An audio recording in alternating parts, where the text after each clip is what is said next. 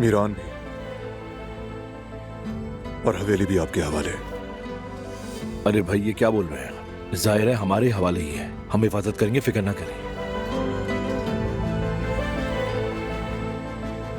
फिक्र मत करो बेटा, बेफिक्र रहो। बाबा ठीक कह रहे हैं, बस आप लोग बेहतर है कि जल्दी करें, ज्यादा इंतजार मत कराएं। नहीं करवाएंगे इंतजार। क्या हम तुम्हें इंतजार करवाते हैं? हम फौरन आ जाएंगे, बस तब तक तुम सोते रहना।